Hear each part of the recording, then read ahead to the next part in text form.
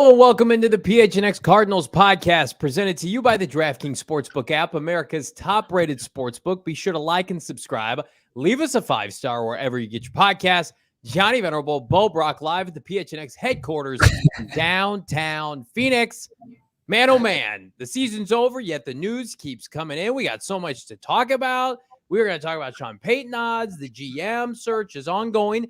But then we just got this little nugget from our buddy Jordan Schultz over at The Score, friend of the program, Bo. D-Hop on his way out. What do you make of this? I make it. He's sick of a losing season, right? He lost. They went 4-13. He was a guy that wasn't the last game he played potentially as an Arizona Cardinal. He had 10 targets and was able to catch one of them. One of them was a catchable pass for 4 yards, and he was able to extend his catch streak.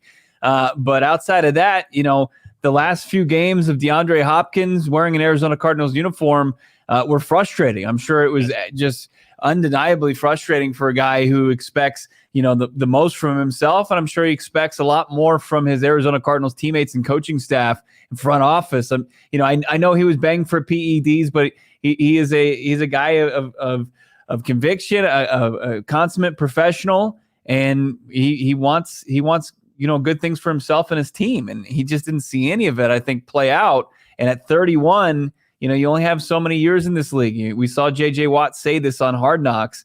You need to kind of maximize your ability to win and make money. And he's making money, no doubt about it. He's going to make a lot of it next season and beyond.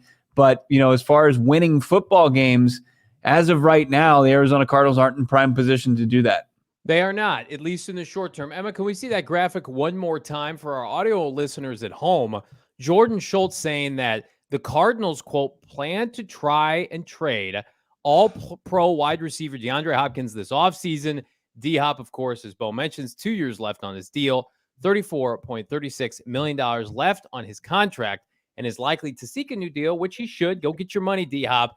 But this is the big point. Owner Michael Bidwill plans to express this to GM candidates. And I know a lot of people have been around with that last part and saying, why would Michael Bidwill do that? That's stupid. The GM would obviously want D-Hop in the fold. And yes, to some extent, do you want DeAndre Hopkins on your team? Of course you do.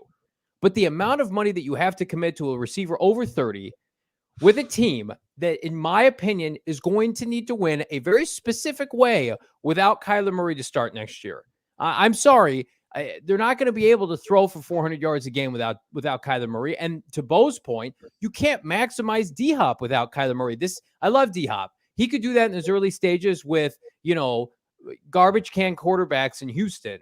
That's not realistic right now to ask him to do. Plus, the offense needs to evolve anyway and get a run game going, get ample pass protection. So I feel like, again, I'm probably in the minority.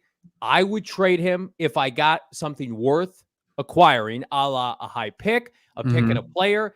The cap release stuff, that I'm indifferent on that because the Cardinals have money to spend with or without trading DeAndre Hopkins.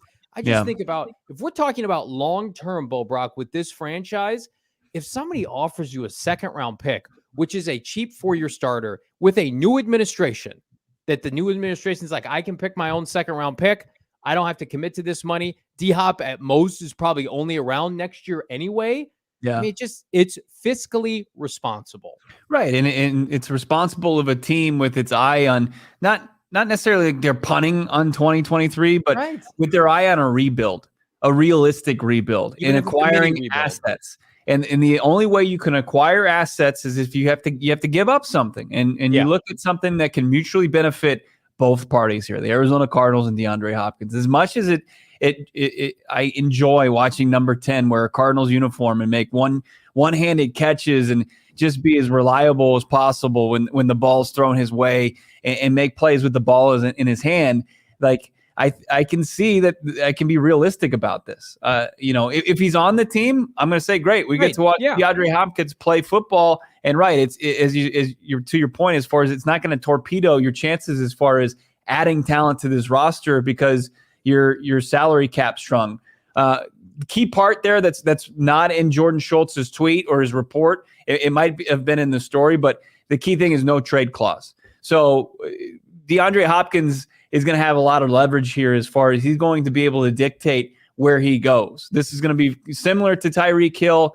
Obviously he's a little bit older than Tyreek Hill. He's coming off the 6-game suspension. He's coming off of a sub 1,000-yard receiving season, but he still showed that he can play at a high level.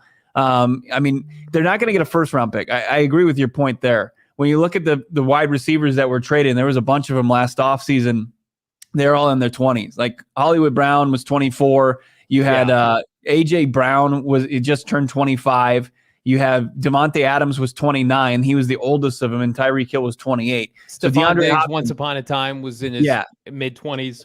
So, and then they all pretty much, outside of Hollywood, they all got new deals, which, Schultz points out, that's important to Hop, I'm sure, to get that last final deal of his NFL career, big deal. So look, I think where it's mutually beneficial, it's something you can look at to acquire assets and expedite a rebuild, because that's, as Arizona Cardinals fans, with all the hope that they saw from yesterday, moving off of Kliff, moving off of Steve Keim, bringing in a new kind of regime, this is how you do that. Yeah, you don't want to saddle people with big contracts of players they didn't commit to, even if they're as great as DeAndre Hopkins. And he is great.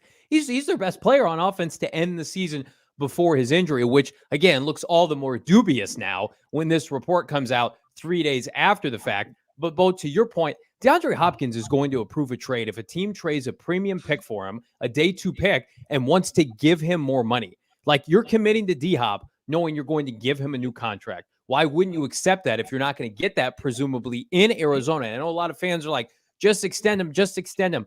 That's not good business with where the team is at. Is it great if he's on the team next year? Of course, but reducing a cap hit for a receiver that's missed time each of the last 2 years, that's a team that I know Chicago already traded their second for Chase Claypool. I'm not sure they're going to double down, but I would say look at a team with a young quarterback, right? You could even talk about like a Pittsburgh or somebody that drafted a quarterback in the last 2 years, rookie contract that has ample cap space. You can go nuts. What if the Jets wanted to do that, right? Look at these teams that have taken quarterbacks that are trying to uptick their offense each of the last 2 years. And speaking of the draft, Bo, we're so conditioned because Steve Keim was so horrific in the draft. It was awful.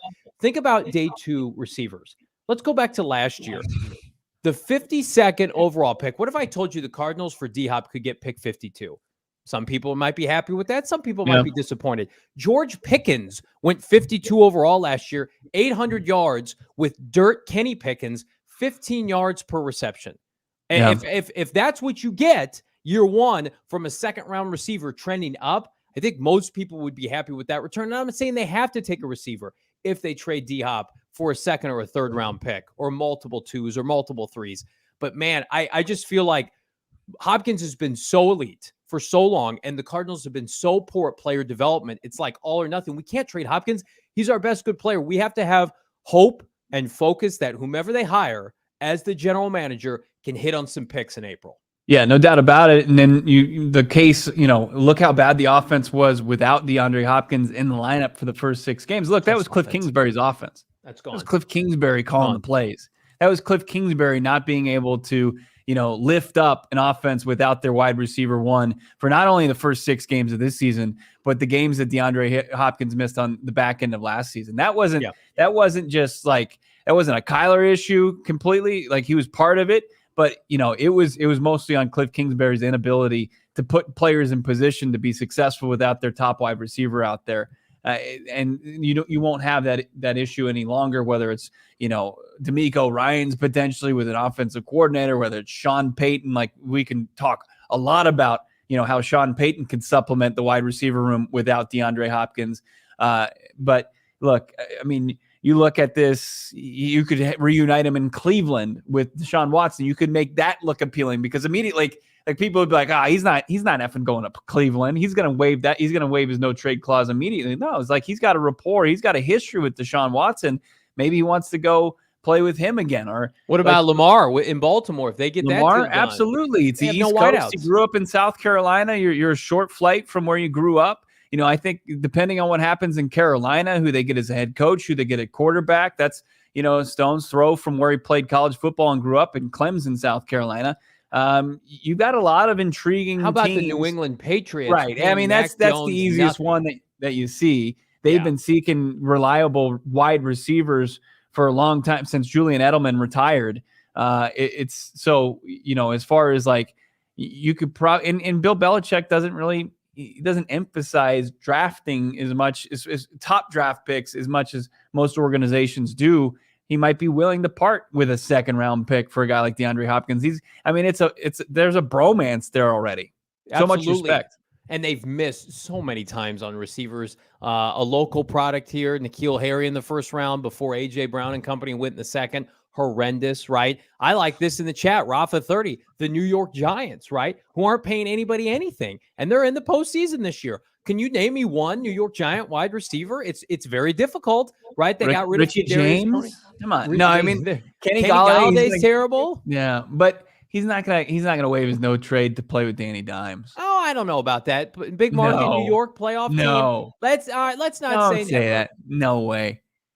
I don't care where he goes. And I know a lot of people in the chat, could you trade him in division? There doesn't seem like a fit within the division. Everybody has good receivers. And I don't think the Rams are going to be in a position to take on salary. It looks like, we'll talk about this later, thank the good football lords above. They're about to blow that shit up. McVay's about to walk away.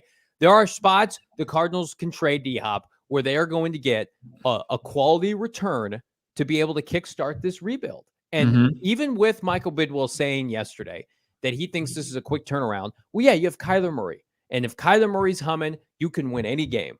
And that's with or without, I believe, DeAndre Hopkins. I think Kyler Murray, when he's at his best, can win games with Hollywood Brown and whomever else they bring in. I'm that bullish on Kyler Murray. I don't think Kyler is overly dependent on DeAndre Hopkins. I think that was a manufactured Kliff Kingsbury fallacy within this offense, that there was no creativity. They didn't move DeAndre Hopkins around. You've had your window with D-Hop, I believe, and now it's time to maximize it. Don't do what you didn't do with Patrick Peterson, not the person, but the player, when you didn't sell high on Patrick Peterson and then you let it fester and just let him walk as a useless free agent. Yeah, P2, I saw him surface on Twitter. Adam Schefter retweeted one of his tweets last night about how TCU is only so many touchdowns away, making a joke. It's like, it's that easy. It's also easy. Don't talk about the Cardinals ever again. It's that easy.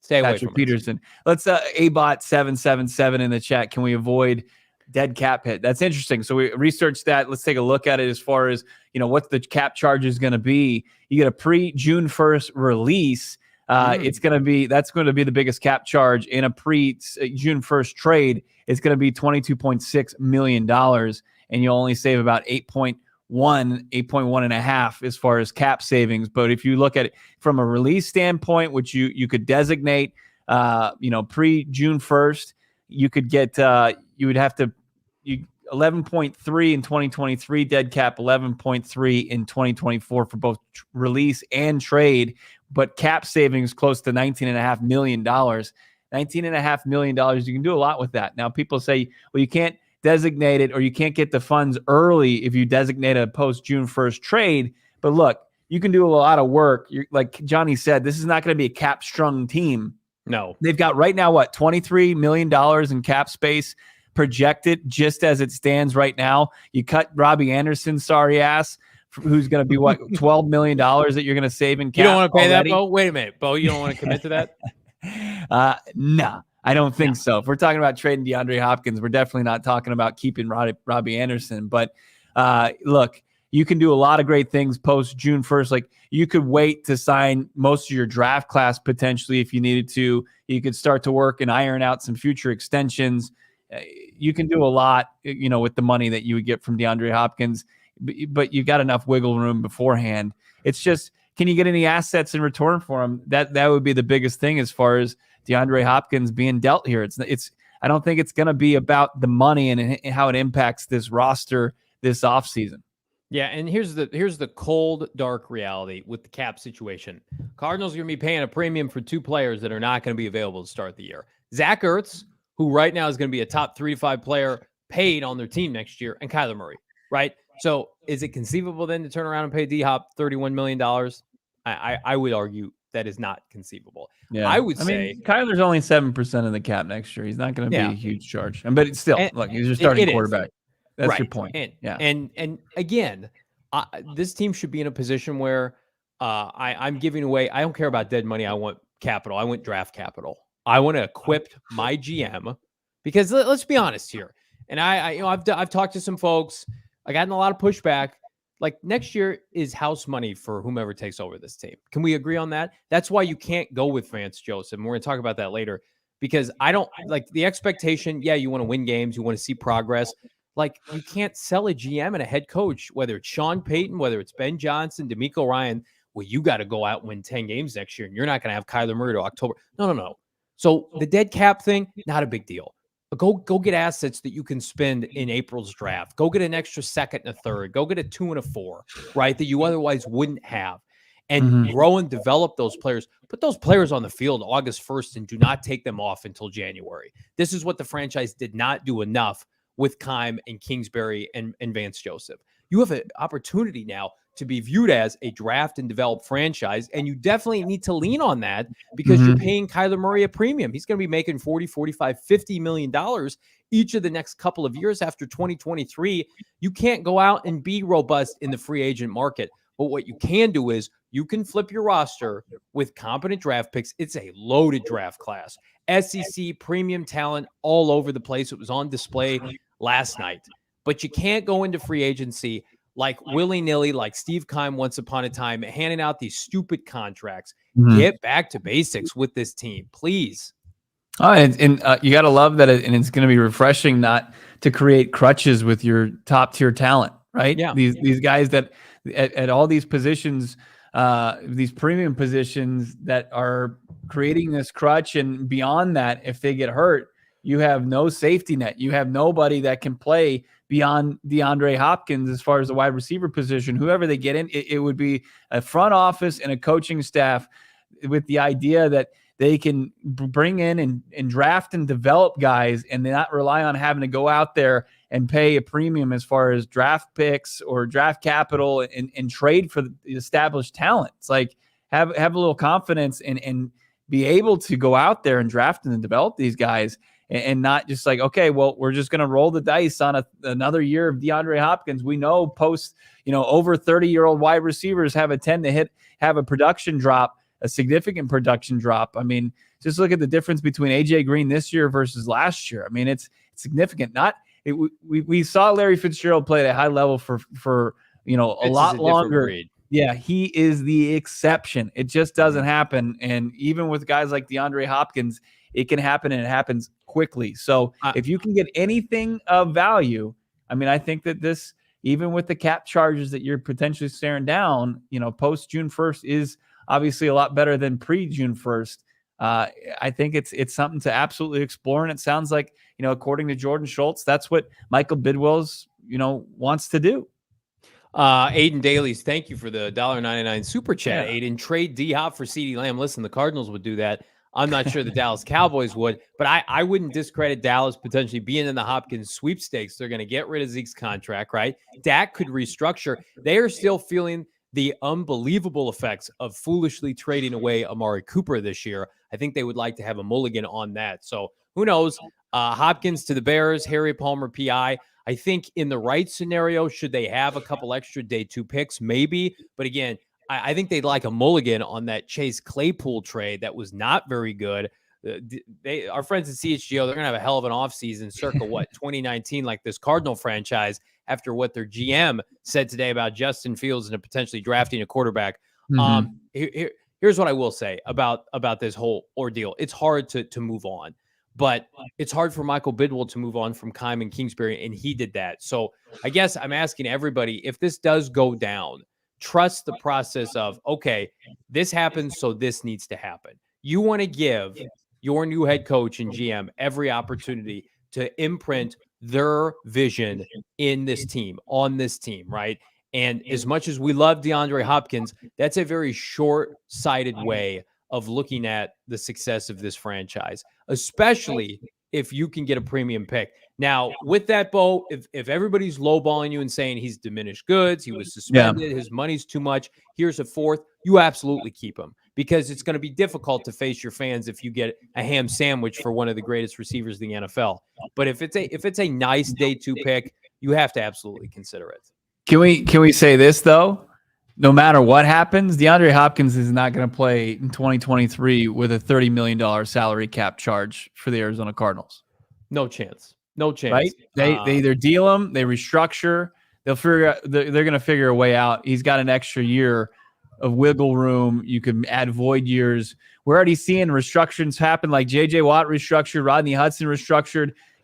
J.J. of course already he's retiring, and then obviously everybody's saying it's worst kept secret that we've seen the rest of the last of Rodney Hudson. There's some cap space there too, so restructuring is a realistic possibility. I'm just saying right now, I think you could easily say he's not going to have that $30 million cap charge come next season.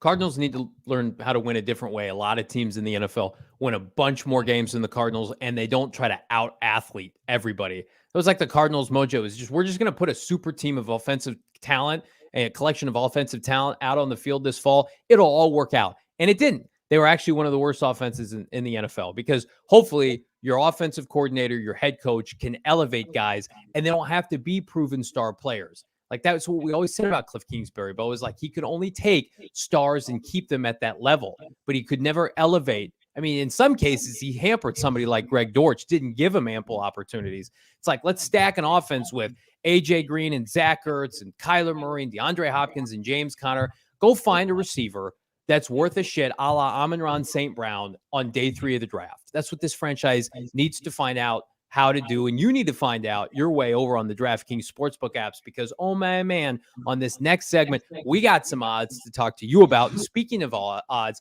on DraftKings right now, we got the NFL Wildcard Weekend coming up, and I got 2 deals I want to talk to you about, all new and existing. Again, if you're new and existing customers, can get a no-sweat bet each day of the wildcard round. Not the entire round, mind you.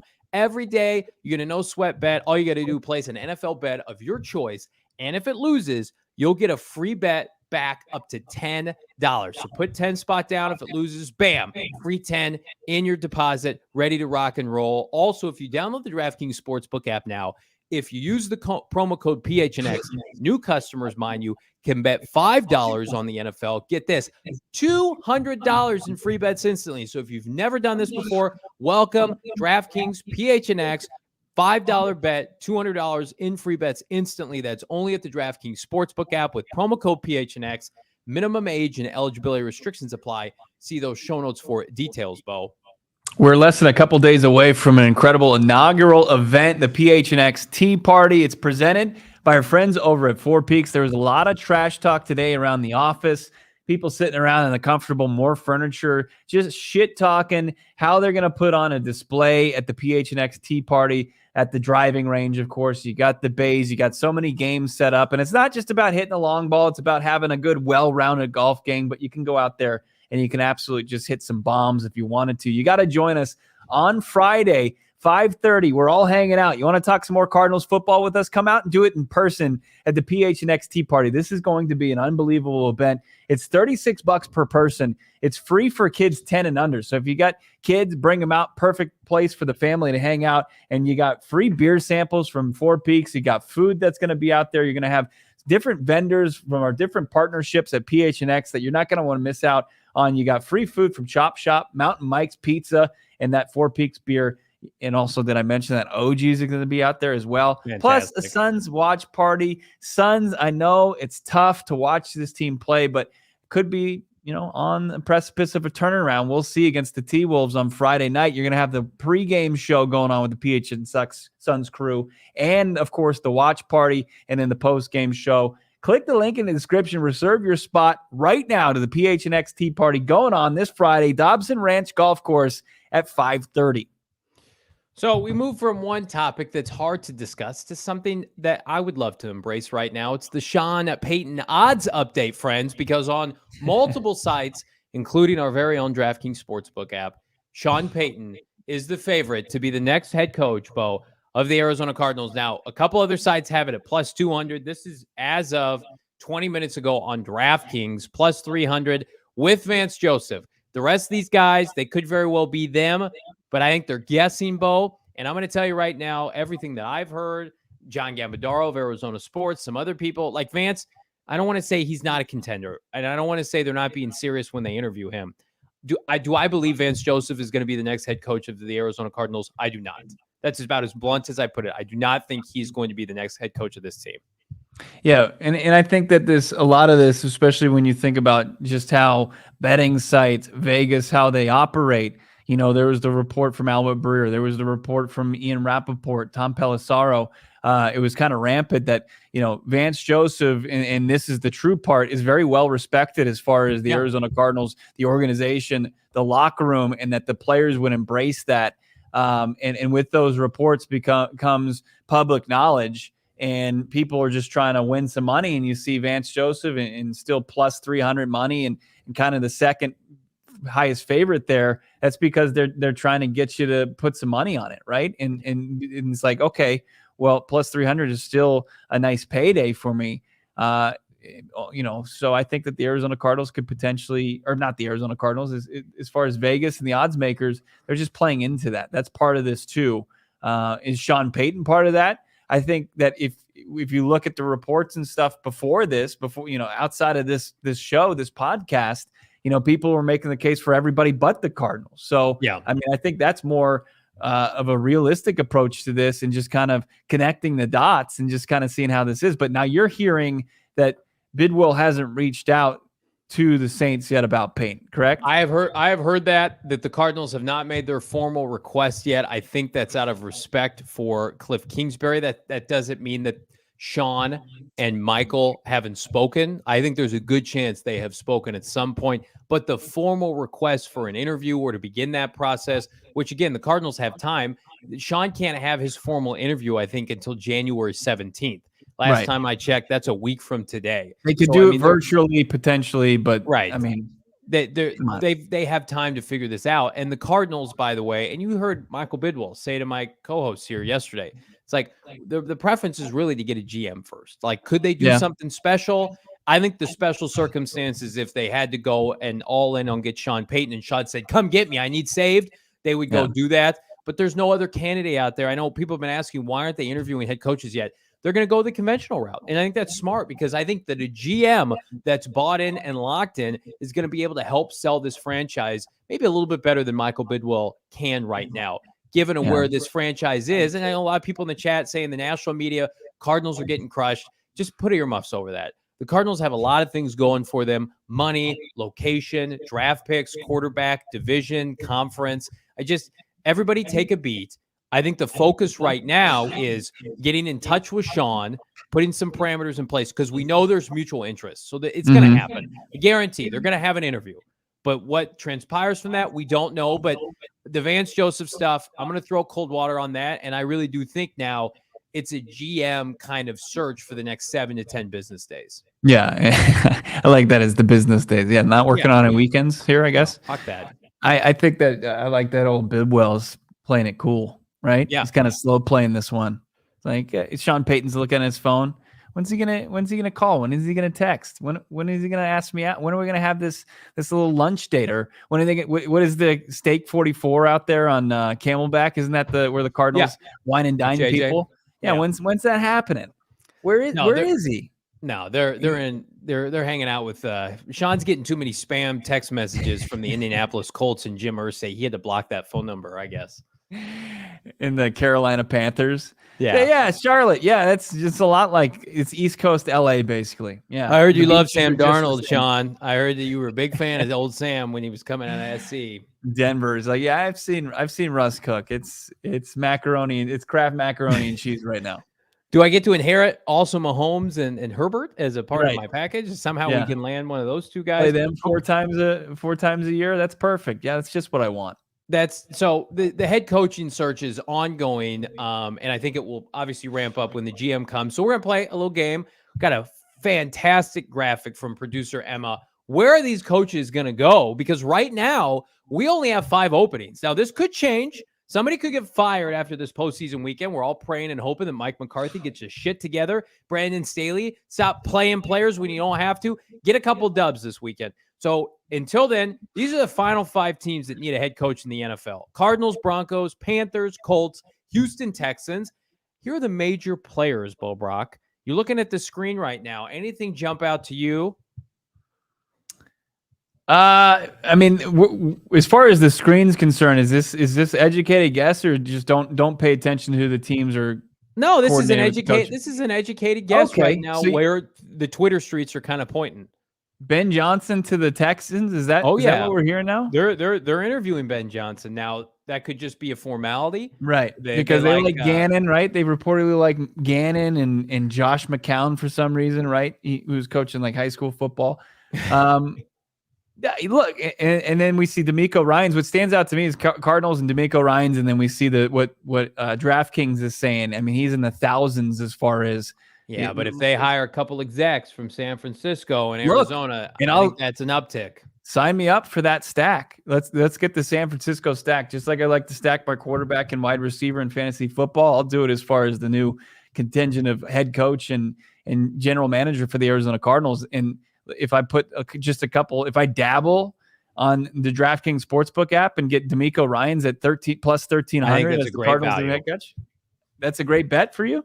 I think so. I host a bet show every day. I'm not sure if you know that or not, and I love that bet right now. Plus, I mean, that's the biggest thing for me. I mean, Steve Wilkes to Carolina. I mean, he should get that job, but they continue to line up interviews and try to go for bigger fish. And then, we just don't have Sean Payton going anywhere.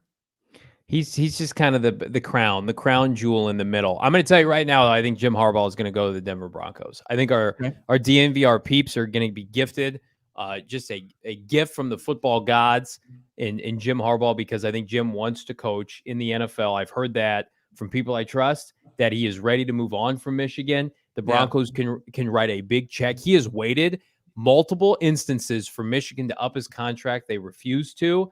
I think he's got a foot out the door. What team makes the most sense? Of course, it's the Denver Broncos. I don't think he wants any part of Jim Irsay. I think he's going to have say over their GM, George Patton or Payton or whatever it is. And they can win a lot of different ways or not. I've been saying this for weeks. He doesn't have to be quarterback dependent. Sean Payton, to me, unless one of these other jobs open up, I really do believe Cardinals or he goes back to Fox. That's what I think. I can envision. So the report is Harbaugh has already interviewed virtually with the Denver Broncos, right? But they're going to get him out there, or they're going to take him to the main like Walmart headquarters and just have a airplane hangar full of his Walmart khakis that he wears on the sideline each and every game. They're just going to like, look, this is it. You need to see anything else, Jim? And he's like, where do I need to sign? I thought you were going to say like the Walmart food court. No, I thought that's where you were going with that. Hey, if you tried some of these great value mashed potatoes, Jim, these are fantastic. No, he's going to have full control, I think, of that organization in a lot of different ways. I think just refrigerators full of milk, just milk and all the like just like shelves of khakis. I'm going to tell you right now, I think the worst job amongst all of these jobs is Indianapolis. I know people are dogging Houston. Houston, at least, I think the next coach is going to have a huge leash. I heard the GM, Chris Ballard, for the Colts say, I think he's losing it. He basically said he survived this season and they're willing to do whatever it takes to trade up. Nice leverage play, Chris. I think that's a nice disaster. I think the Colts, they are so lucky they got gifted Andrew Luck and Peyton Manning once upon a time. I think the Broncos feel like they're going to get Harbaugh, and that's a good problem to have. You're going to get Harbaugh. You're going to replace Hackett. You eat that money. People would rank the Panther job over the Cardinal job. What would you say to people that say that, Bo? I saw a couple different places have Carolina over Arizona. I think they're nuts. They're absolutely nuts. I mean, what's the allure of Charlotte, North Carolina? No, I've got good friends that live in Charlotte, North Carolina, right? I mean, and you can. It's basketball country down there. Great beaches, whatever. But as far as football and keep pounding for the Carolina Panthers, and I know they've had some success here and there. They've been to a couple Super Bowls already, and they've got some history in what Cam Newton was able to do, and Jake Delhomme, and they've had Luke Kuechly, Thomas Davis, some solid players. But at the same time, I mean, it's an uneven ownership. Obviously, the guy is hell bent on winning, but is it misguided? As far as how quick their trigger is on that, like that can't be appealing to a head coach. As far as how things have been operating in Carolina, it can't be appealing to as a head coach to see how ownership kind of navigates things, and if the wind blows a certain way on a certain day, they're going to kind of change their mind, and you're going to be sent packing. I mean, that's People want stability. And I'm not saying that the Cardinals are obviously the poster child for that, but Carolina is just one of those places where, it doesn't have nearly as many selling points as the Arizona Cardinals, despite, their dysfunctional 2023. All great points. The Candle $34.99 super chat. Keep up the great work. Thank you so much. We will try.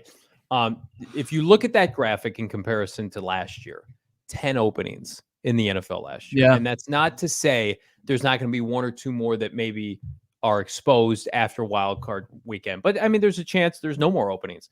What a coup for Michael Bidwill, whether this is intentional or not. He said, I'm going to cut my losses and I'm going to enter the free agent pool when there's not a lot of 9s and 10s out there, right? We've all been to that college party, and you check the ratio, right, of, significant others, prospects, whatever, the ratio between, whomever you're checking out. The Cardinals are going to be able to go into, the dance floor, and there are plenty of partners to be had and not a lot of openings to be had. You think about 10 openings last year, how competitive that would have been, especially when you're doing the quarterback carousel for a lot of those teams on top of it. If it stays like that and there are 5 openings, I mean, guys aren't turning down jobs. There's only 32 of these jobs. I think this is a perfect time. You can correct me if I'm wrong, Bo, to look for the next guy or the tandem of GM head coach. It's never been a better time. No, this is, I mean, you don't want to obviously endure the season that the Cardinals did, and fans don't want to, but it's kind of like the necessary evil that 2018 was, the Josh Rosen debacle, because that got you the top pick, right? That got you Kyler Murray, the best drafted franchise quarterback. That's not up for debate. Kyler can be polarizing now, but as far as drafting and developing, there hasn't been anybody that's come close to the success that Kyler has even had just in his first 3 seasons. And to kind of be in this spot, I mean, even to the 2019 coaching class, there were 7 openings that season, 7 or 8. That's usually around the number anyway, but 10 is absurd, and 5, maybe 6 with what's going on with the Rams. It's still not, when you look at the candidates available who are proven commodities, and Payton and Harbaugh, and then you've got the coordinator crop that is pretty impressive. And I know it's tough to decipher between, who's the best optionist between the Ben Johnsons, Kellen Moores, Mike Kafkas, the offensive guys, and then you've got D'Amico Ryans, of course, who I think leads the coordinator crop, and then you got the retreads and Frank Reich. I mean, it's an impressive class. It's a very impressive class that the Arizona Cardinals should be in the conversation for the top destination for those candidates. Jordan, I like the super chat, $2. Thank you, my friend. Hop to New Orleans and our 35th pick for Sean and Taysom Hill. I would imagine they're trying to get out from that Taysom Hill contract, so that might be a little uneven. I mean, if I have to give up pick 35 for Sean Payton, I know my co-host would disagree. I'm doing that. But if you can net a second round pick to supplement that for D-Hop later in the draft, I think that'd be fantastic. But I don't know. I think Taysom Hill, if the Cardinals get Sean Payton, there's a very conceivable chance that he and or Jameis would end up here. Very conceivable. I mean, the only thing, like the no trade clause, it'd be tough to sell Hop on New Orleans without. Yeah, I don't think there's a fit with Hopkins in New Orleans. I mean, he gets him in the South and closer to where he grew up, but I don't know how important that is to him. He likes living out in the desert. I'm sure he'd be fine wherever he goes. I think he just wants to win at this point. New Orleans, even though in that shipbox division, the NFC South, and how that's going to probably get a makeover with kind of Tom Brady potentially on his way out. We'll see what happens with him. I just don't know if he wants to go, unless New Orleans makes a massive upgrade between now and when the Arizona Cardinals realistically shop Hop. So we talk about Sean Payton odds, and the Cardinals on a lot of sites are plus 200. The Rams were right behind the Cardinals on some of those sites, plus 250, 300. But this is interesting. I had an opportunity, Bo, to listen to the Peter Schrager podcast today. He's locked in with McVay every step of the way. And he said multiple times that McVay is burnt out. There's a report today that all the coaches are looking for other jobs out of L.A. And Schrager says this. He thinks he could take a leave of absence from the Rams after a year and come back. Like the Rams would allow him to do that. In the meantime, they would hire interim head coach Raheem Morris to take the reins. Never once did Peter Schrager mention Sean Payton as a realistic option. That would be a godsend for the Arizona Cardinals for them to immediately, because Raheem Morris gets interviews. The defense was the best part of the team this year. To me, that's a home run scenario. If that were to unfold, and we're a long way from that happening, and I do think the Rams would be foolish not to at least talk to Sean Payton, but Raheem Morris for a year and then let Sean McVay come back, I could see that happening. Yeah, I mean, with that kind of over your shoulder a little bit, or never leaving your rear view mirror. I mean, that would always kind of leave a little bit of a stench, and Sean Payton could never really relax. And I mean, that was a guy like Payton in New Orleans. McVay brought a championship to the Rams, recently, last year. Yeah. But that organization right now is in shambles. I mean, you've got all your stars outside of maybe Cooper Kupp making a ton of money, over 30, and your quarterback, who was just completely fell apart, Matthew Stafford, in his mid-30s, making a ton of money, saying he's coming back. Like, there's no stability at the quarterback position. I mean, the only piece of the criteria that the Rams meet with Sean Payton's what Sean Payton wants is the destination. That's it. That's it. Because as far as winning football games, good ownership. Yeah, ownership for sure. Ownership and the ability to kind of woo him with a ton of money. But, outside of that, as far as what he's looking for, they only meet a little bit of it. And it would be a tremendous risk for him. It would be too similar to maybe his final season in New Orleans, right off the bat to start in LA. Also, are you ever going to be more beloved than Sean Payton in LA? Probably not. You could come and be the state. Yeah. Or McVay, I'm sorry. If you're Sean Payton, like you're like you mentioned, you're always going to have that shadow of a coach that outside of this year kicked ass and took names every year. Sean Payton even had down years in New Orleans, 7-9, 9-7 with Drew Brees. So I think go ahead. I just think when people were talking about LA, they were talking about Brandon Staley and the potential of him not surviving the Chargers and having a guy, a quarterback like Herbert.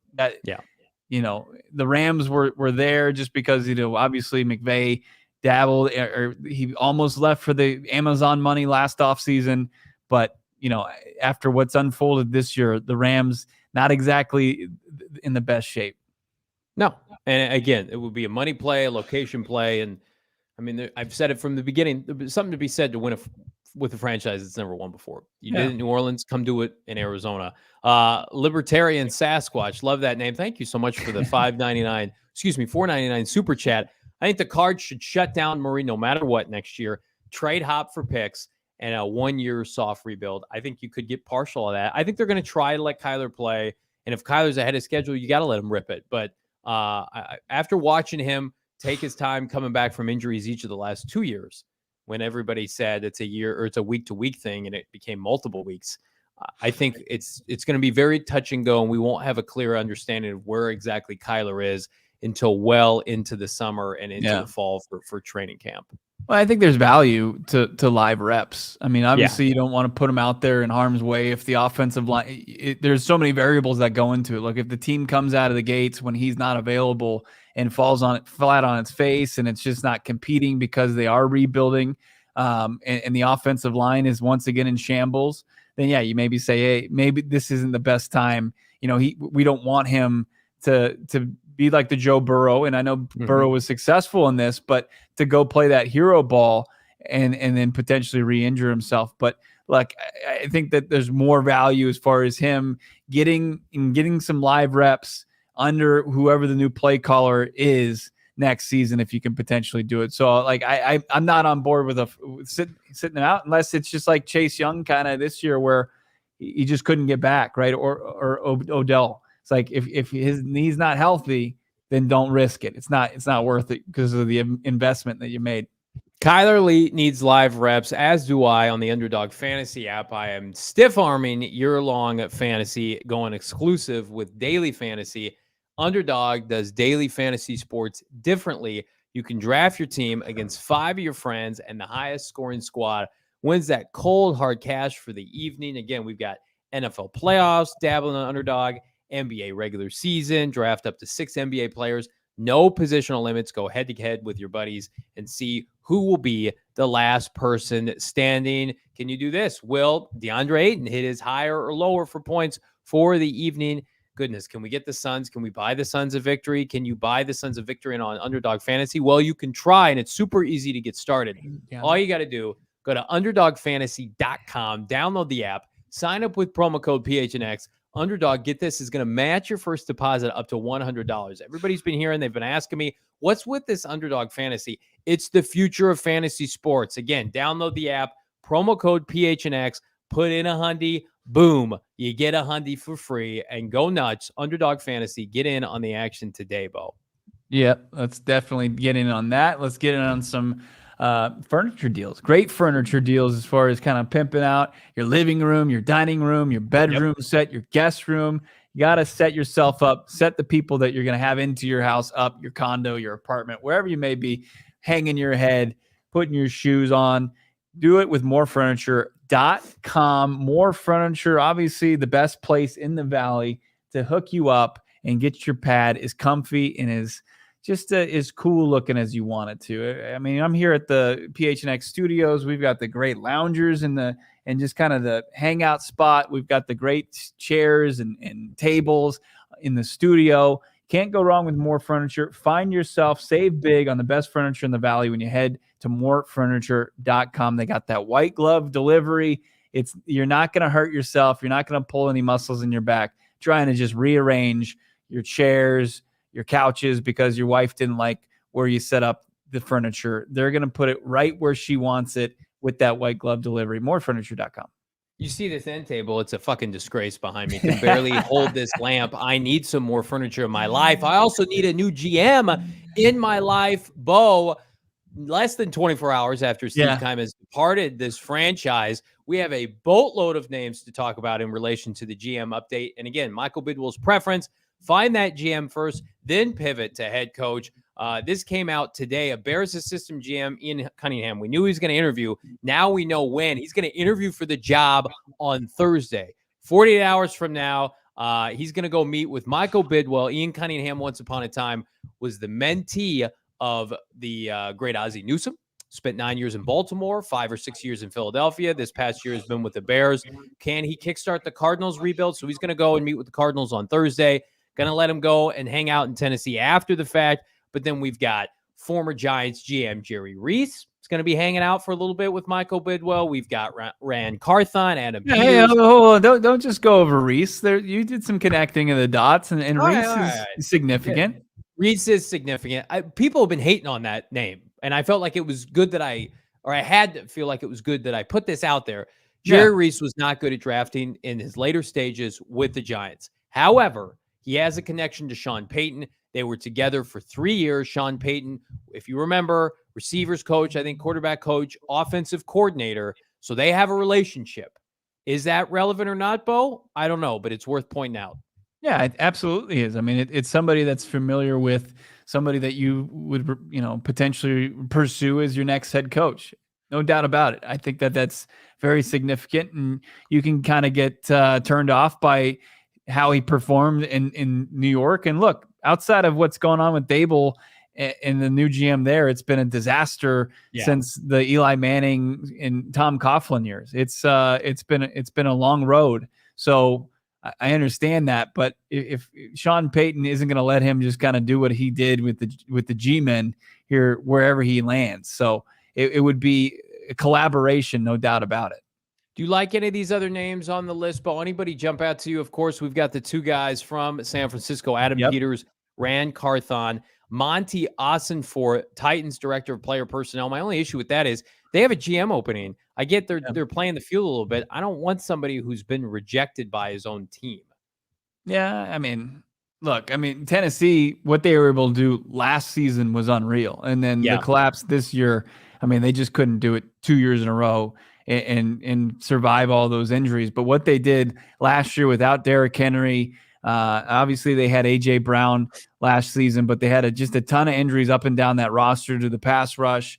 I think that absolutely that's a guy that's been part of an organization that's been successful. They've had sustained success. They've had a pretty solid draft record.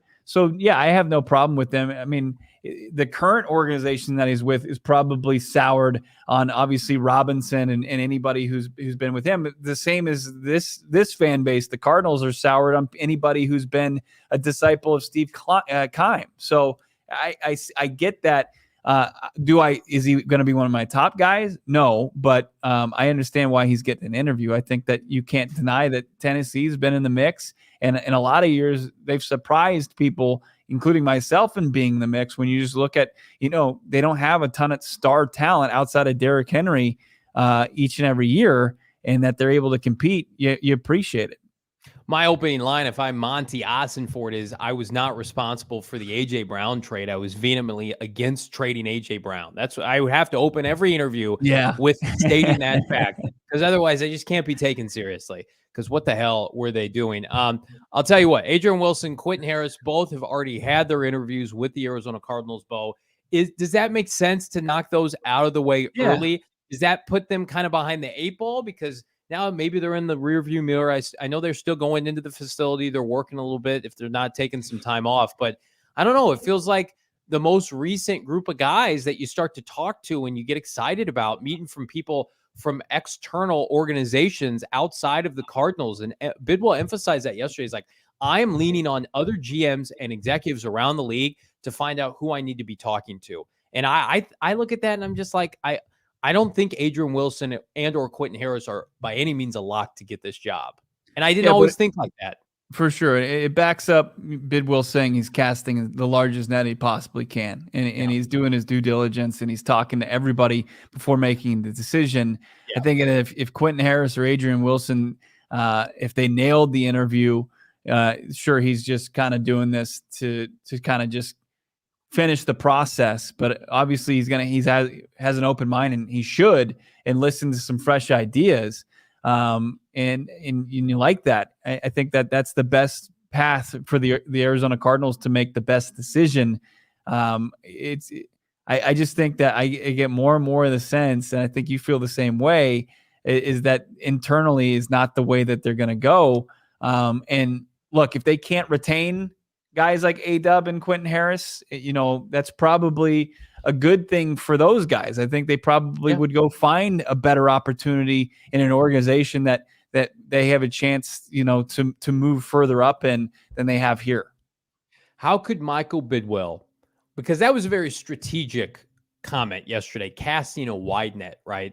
Because we got to get this right. I got to cast a wide net. I think he said that last time too, though. Okay, don't say that because you're gonna ruin my point here. Sorry, go ahead. Make the great point. I guess Keim was with him, and they casted a wide net, and they got Kliff Kingsbury. They went into the college ranks, right?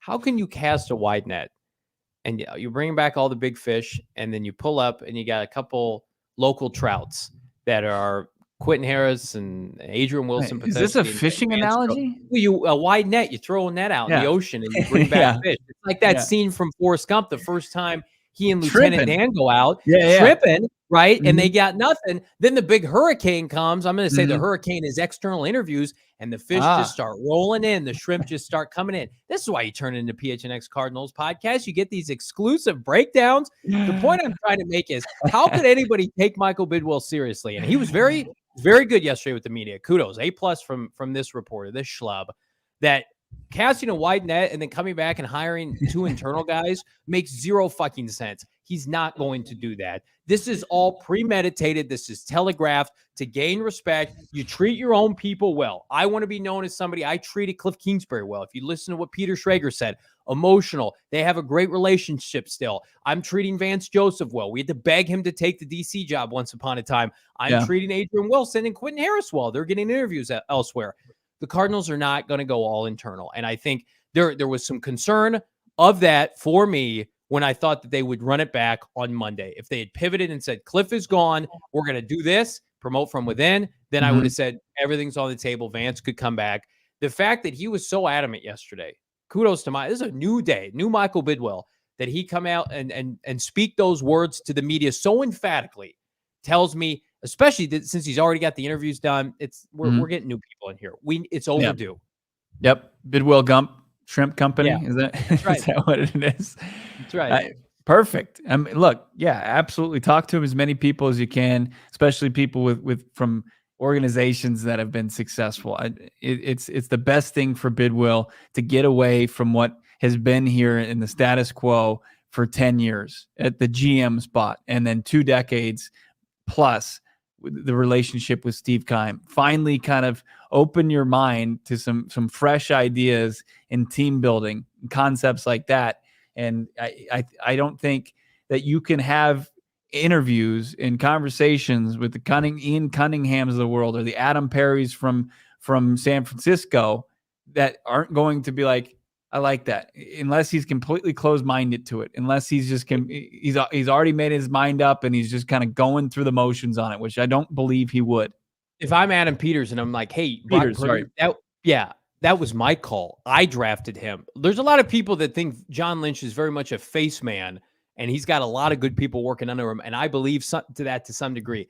If I'm Quentin Harris and Adrian Wilson, I mean, like, when you look at the infrastructure of this roster, how much stuff is there to tout right now? That's a tough sell, right? And you get those quotes that came from Mark Galafalo yesterday. We talked about on the show that Adrian Wilson had a rah-rah talk with the team at the end of the year, and guys were enthused. That seems like something Michael Bidwill leaked out to get people excited, like, hey, we're considering these guys, but not really. And I do believe this franchise 10 to 15 years ago would have been too reliant on things that you know. They're called member berries, right? Hey, remember Adrian Wilson? He's going to run our personnel department. Yeah. Right. Remember when this happened? There was an article I saw today when make me want to pull my hair out. Go get Kurt Warner and Larry Fitzgerald. No! Go get people who are looking and scouting players from winning cultures. But just stop. Not everybody has to know everybody with this franchise. Right. This franchise has the longest professional championship drought in all of pro sports. Why do we keep needing to go internal? The people who are here, God love them, may not be the answer, Michael. And thank God, Michael's very smart. I've said that since day one. I don't think he's a dummy. I think he pays attention. He's got a good pulse of the fan base right now because he's pressing all the right buttons. I think Michael Bidwill maybe 10 years ago would have been like, Adrian Wilson, people love A-Dub. Let's let Adrian Wilson, let's get some mojo going. Now I think he understands, like, no, I need some help. Go out and get some people to help me out. Yeah, I agree. I no doubt about it. I mean, but he's learned his lesson. He's learned some tough lessons, and he was in that toxic work relationship with Steve Keim for far too long. And now, look, and I'm not forecasting that this is going to be an easy process, and that he's going to pick the right guy right off the bat just because he's dropped the dead weight, right? Yeah. So, but man, it's just. It's the right move. It's definitely the right move. And one thing I'll say about the report of the inspirational speech from A-Dub, here's a harsh thing to say about the 2022-2023 Arizona Cardinals in that roster. It's dead. That's dead. Most of those guys aren't coming back. Like, there's the people that you saw and put out good tape and that you can use as far as the studs, as the building blocks for the next spot. But the guys that he inspired, most of them aren't going to be here. So it doesn't matter. Losing players for a losing team. Yeah. And again, some of them are undercoached and underdeveloped. I think Zaven Collins, Isaiah Simmons fall into that category. Hassan Reddick had 16 sacks this year. He plays for a different team. He was drafted by this franchise in 2017. What the fuck are we doing? And we got Dennis Gardeck and Marcus Golden having 2 sacks combined. Come on, figure it out. But yes, get your own players. Do your vision. Map out a vision. Have a plan. Yeah. And go get your players. Don't be saddled with a bunch of underperforming guys here in Arizona. I'm sure they're all great guys. They're good people. They're not great football players right now. But it also sounded too, and I don't want to go too far into this, but from what Bidwill, why he wants to start first with the GM, and I know people get scared off of that because they think that it means no Sean Payton. It doesn't necessarily mean that. Is that he wants to empower and delegate. He doesn't want to meddle. He doesn't want to be the guy. He doesn't want to have to be the one calling the shots. He wants to write checks. He wants to be the owner and president of this franchise, but he wants to find smart decision makers to build this team. He doesn't want to have to do it himself. That's what he outlined yesterday. He's not going to just have to hire a bunch of yes men for him. I'm sure, there's reports that he's been involved or whatever. Obviously, he watched film and he's in the draft war room. But I've never gotten the sense or heard any report where he's the guy that's forcing anybody to overriding anybody's decisions. You don't think Sean Payton wouldn't want to work with Adam Peters or vice versa? Like Adam Peters wouldn't want to go chase Sean Payton. Like these guys who were that's part of why I think the GM first makes all the sense of the world is get these smart people from competent organizations, winning cultures to go in court for you, Michael. You can come with your checkbook in the end and be the closer, take them out to dinner, wine and dine them, but let the football people go and meet with DeMeco Ryans and these top tier coaching candidates to say, listen, Michael, he's going to support us. The infrastructure's there. We're running the show. Let's figure out a plan. If you came on and you're our head coach, this is what we're going to do. This is our envision of what the 2023 Cardinals are and beyond. I love the strategy. I know people are paranoid that you wait too long, you may miss out on Sean Payton. And you know what? Like at this point, I am so cautiously optimistic from the growth that I've seen from this franchise in the last 24 hours, as modest as it is. It takes a lot to walk away from Kliff Kingsbury paying him $30 million. It takes a lot to move off a Keim who's been with the franchise for 10 years. Let's not, just because we've got the new shiny toy over here, downplay both of those things. Those are huge, huge instances. And now seriously considering external candidates, take your time, Michael Bidwill. There's 5 openings. You're one of them. We believe you're near the top by hook or by crook. And there's a lot of good quality people to go talk to. So go meet with them. Let's go. Is our guy Frank Sanders was he in that that piece, that article? Then they go hire Frank Sanders as their wide receiver coach along with Larry Fitzgerald. Let's go get Kurt Warner. Kurt Warner, he was a good player for the Cardinals. It's the same damn thing that Sun Devil fans would always say about Danny White. Let's go hire Danny White. He played in a Sun Devil uniform. It's the dumbest thing I've ever heard. It was so stupid. What did USC try to do for so many years? We got to get an SC guy in here. And they tried that time and time again. And then they're like, oh, shit, let's just go get Lincoln Riley, ass kicker. He doesn't have any USC ties. Oh, wait, he won the conference year one? Awesome. Or maybe, did they get second? The regular season, I think. Yeah. Regular season conference. Yeah. That's good stuff. You can get good stuff at gophnx.com. Howard Balzer, our dear friend, top beat reporter for this beat, PHNX Cardinals, has a banger of an article right now on Michael Bidwill, his continuity or lack thereof with this franchise, the coaching search that is to come. Hoping to bring Howard on in the coming weeks to share his insight, what he's potentially hearing with regard to the GM opening. But regardless, go to gophnx.com, slam the promo code Howard, HOWARD, become a diehard. We've got our tea party out at Dobson Golf Course this Friday. You can get, I believe, 20% off for you and your loved ones when you come out, become a diehard. Yell at us, scream at us in the exclusive member Discord. Pick up a free hat and or t-shirt every year you're a diehard Bo. It's a great place to be over at gophnx.com because we're cranking out content daily. The first call I'm making is the Jake Plummer. Let's get Jake Plummer and we'll hire him as the QB's coach. Perfect. What a dumb Kurt Warner. Dumb idea. Larry and Kurt, who's going to pick your play? What?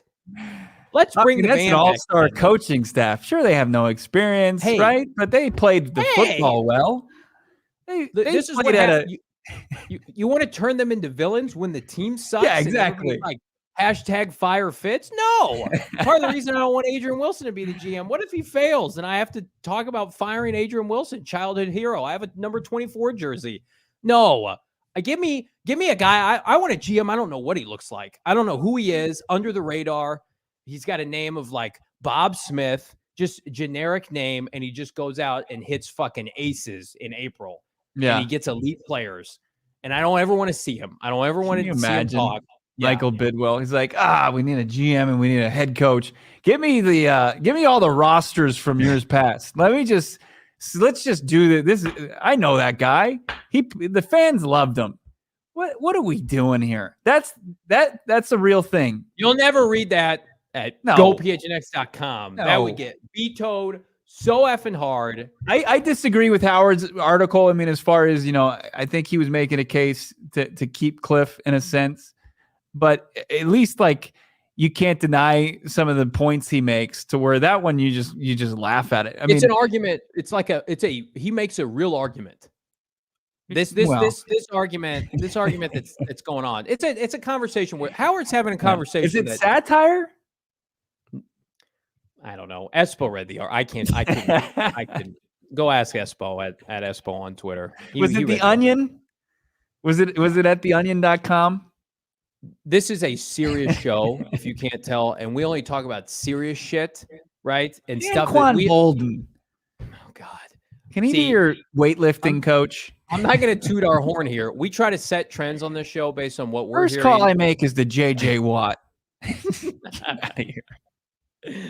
People are just guessing now. They're just like, let's start something here. Let's see if there's traction to this. Hey, Larry, you have generational wealth. You travel the world. Do you want to come and work 300 days a year, 350 days a year, and draft our 7th round? What do you think about this kid from Appalachian State? They're going to get real people. God bless them. God bless Michael Bidwill. This is a fun time. We got 319 people in this chat. Slam the like button. If you're new, welcome, friends. We do this every day. There are live shows. Bo and I are here. You want this team to succeed, and we need your help. PHNX Beanie Wells, I love it. Doc's cards. Chris Beanie Wells, he had a 1,000-yard season for the Cardinals. You want to be taken seriously? That's the opposite of being taken seriously.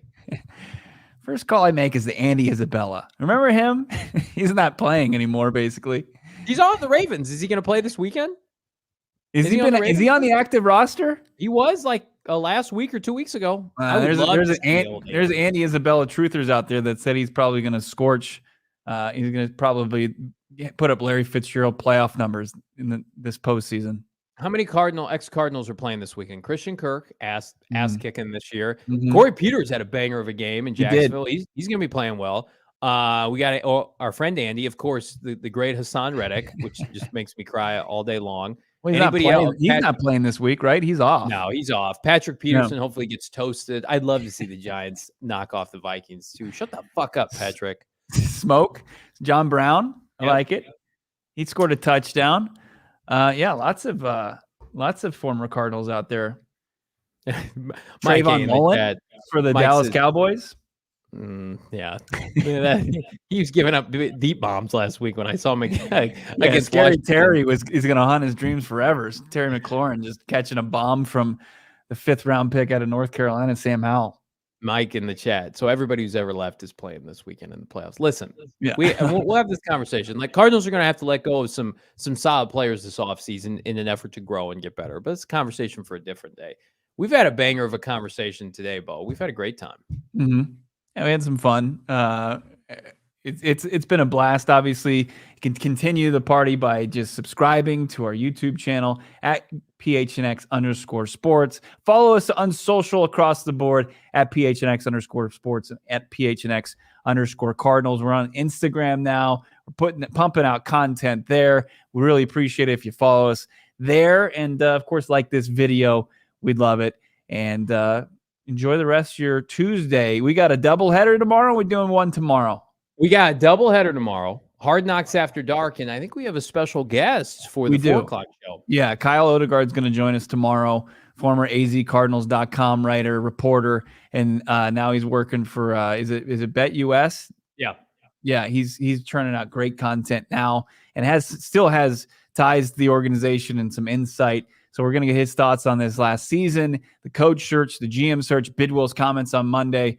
Kyle Odegaard, we're gonna run the gamut with him, cover all our bases as far as having Kyle on and talk to him tomorrow at 4. And I already saw the preview for Hard Knocks. Looks like we're gonna see tears from JJ Watt. What went behind that video?